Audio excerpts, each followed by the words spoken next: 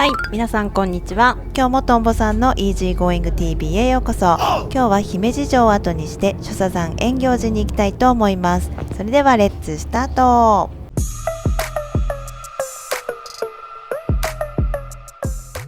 姫路城から続く大手前通りからバスに乗り、諸佐山ロープウェイ駅まで向かいます。ただいまの時刻は3時。冬の間のロープウェイ運行時間は平日は5時まで、休日は6時までとなっています。姫路城からロープウェイ駅まで約20分かかるので、なかなかタイトなスケジュールになりそう。こちらも母が行きたがっていたお寺で、もちろん私も初めてです。西の比叡山と言われているぐらいしか前知識がないので楽しみです。眠くなりながらようやく到着しました。駅に着いて外に出ると空気がひんやり。これから山頂に行くのにニット1枚で来てしまいました。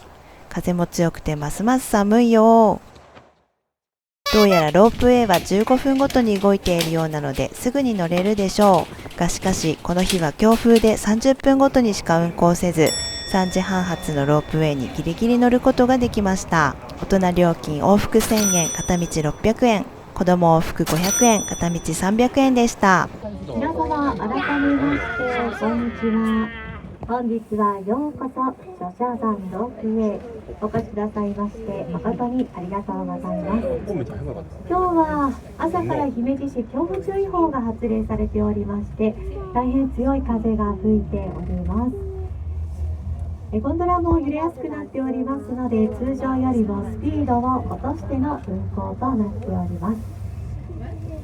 運行中揺れやすいところもございますので、お足元を十分にご注意お願いいたします。それでは山頂を向かわせていただきます。揺れやすいところですので、スピードを落としゆっくりと通過してまいります。進行方向向かいまして、右手夢先側がご覧いただきます。紅葉の時期はもみじ祭りが行われ、多くの人で賑わうようです。無事に山頂駅に到着すると、降りたところに見下ろすと所作がありました。ここからは姫路平野が見下ろせるそうですよ。私たちは円行寺が見たいので先へ急ぎます。ここからはバスか徒歩かでお寺に向かいます。入山時使用金として500円かかりました。またバスに乗るとさらに500円がかかり、トータル1000円かかります。行きの最終便は3時55分、帰りの最終便が4時5分なので、帰りは徒歩決定です。と言っても徒歩でも20分くらいで着くのですが、バスはガタガタ道を猛スピードで登っていきました。バスを降りてまっすぐ進んでいくと見えてきましたよ。左手にはちょっとした売店もありました。わー、やっとたどり着きました。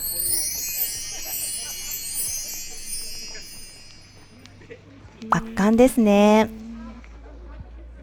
こちらの円行寺は966年聖空上人によって開かれた天台宗の別格本山の寺院、西国33所のうち最大規模の寺院で、西の比叡山と呼ばれるほど自覚の高いお寺です。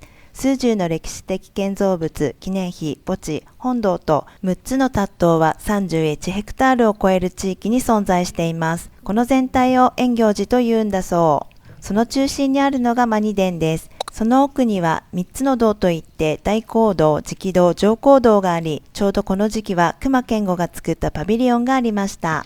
早速マニ殿を見に行ってみます。このマニ殿は元禄元年に創建されました。本尊は六臂如意輪観禅音菩薩で、上人が生木に観音像を刻んだため、岩山の中腹に舞台作りの建物となりました。そしてここは西国第27番目の霊場として全国から参拝者がやってきます。せっかくなので靴を脱いで上がってみることにしました。このマニ殿は970年に創建されたとされ、現在の建物は4代目、1921年に3代目が焼失し、1933年に再建されました。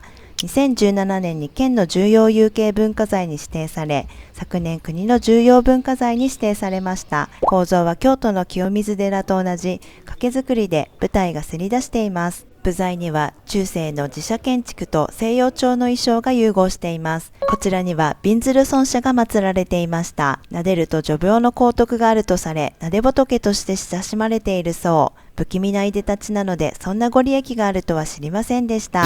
この時はまだ紅葉には早かったのですが、本格的なシーズンになったら綺麗そうですね。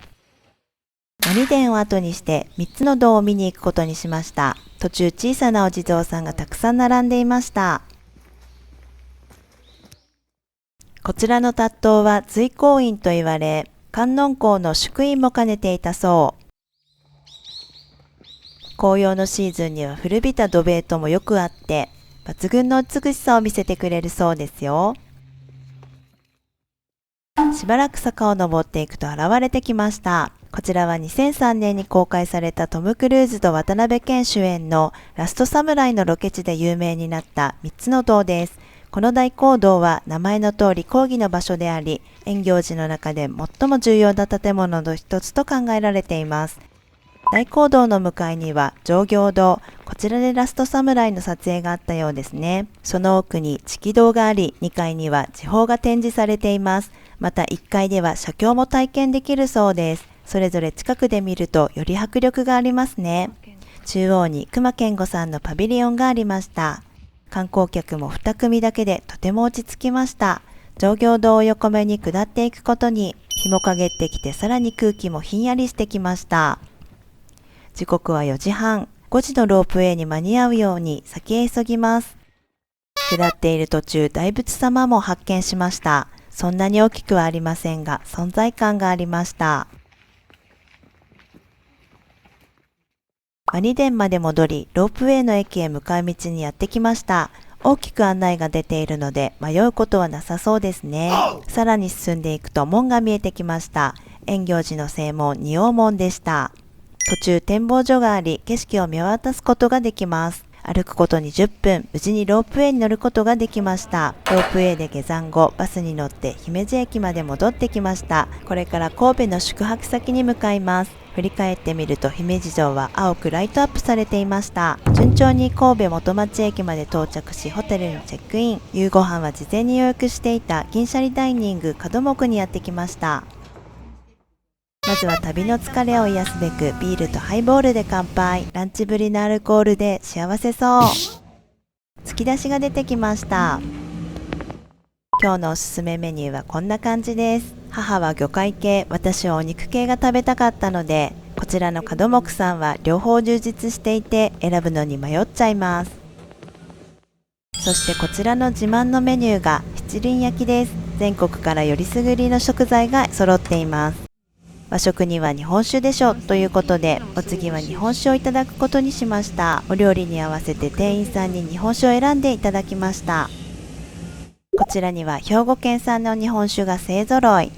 せっかくなら兵庫県のお酒が飲みたいとお願いしました。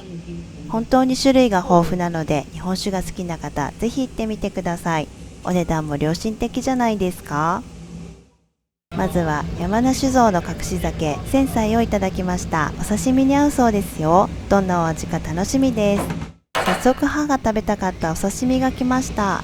ランチで食べたカツオとは全然違って美味しかったです。そして姫路で食べられなかったアナゴの七輪焼きを頼みました。このアナゴは淡路島の伝助アナゴでしたが、プリプリして美味しかったです。そしてこちらはタコの唐揚げ。本当は七輪焼きのメニューだったんですが、特別に作っていただけました。そしてお次は私が食べたかったネギまみれの上新おたんです。ネギが多すぎてお肉が見えませんね。お肉は期待していたよりちょっと残念だったかな。酔いも回ってきたところで締めの一品。こちらの店名にもなっている銀シャリご飯をいただくことにしました。お米が3種類あって迷ってしまいましたが、令和5年製の秋田県産サキホコレにしました。味、香り、柔らかさ、粘りすべてにおいてバランスが良いお米。農薬6割、化学肥料9割減らし、酒粕から作った肥料で育てているそう。コシヒカリを超える安心安全なお米なんですって。この銀シャリに何を合わせたと思いますか？じゃーん！いくらがけご飯セットを追加で頼んでしまいました。お腹いっぱい大満足でした。